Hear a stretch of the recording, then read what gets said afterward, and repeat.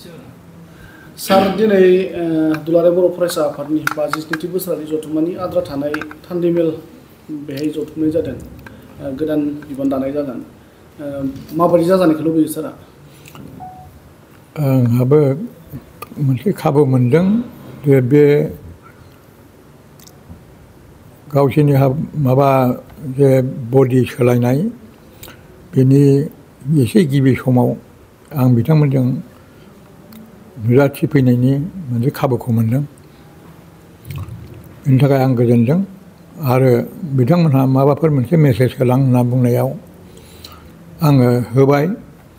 आंनि गोसो गोरबोनिफ्राय जा बाथ्रा सिखांदों मोनदांदों बेखौ आं बुंफोरना फैबाय। आं बेखौनो आसा खालामदों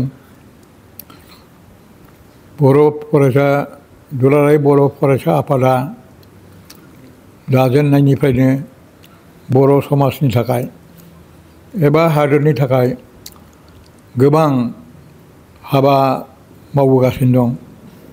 अलखद समावबो क्रुसियेल पिरियड समावबो बे दुलाराय फरायसा आफादा मस्ट कनस्ट्राक्टिभ हाबा मावबोदों।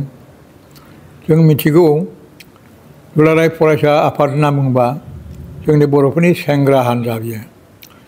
सेंग्रा हान्जाया बिराद गोहो थायो। बे बाथ्राया जोंनि बेलायावल' नङा, गुबुन गुबुन हादरफ्रावबो जेब्लानाखि अलखद सम सफैयो अब्ला सेंग्रा हान्जानि मदद नांगौ जाना फैयो। बे जादों हारि मोनफा एफा बा हादरनि फिजिकेल, मेन्टेल, स्पिरिचुवेल फर्स बादि।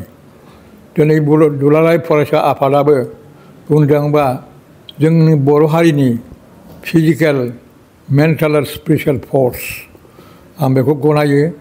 बेनिखायनो बिथांमोनहा जा आफाद दागोन एबा जेरैबायदि दागोन बेखौ दायोब्ला बेबायदिनो सायख' मानसि बिथांमोनहा जोंखौ दैदेननो हानाय बे माबाया बडिया जायोब्ला जोंहा खामानियाव फैयो। आरो बिथांमोनहा गोख्रोङै खामानि मावदोंमोन थांनाय बारावबो आरो उनावबो जोंहा बिनिफ्राय देरसिन जा हाबाफारि दं बे हाबाफारिखौ जेन' बिथांमोनहा गोसो होसारनानै मावो बेखौनो आं बिथांमोननि सायाव आङो होसारनानै मिजिंथिनानै आंनि बुंनांगौआ बेनो।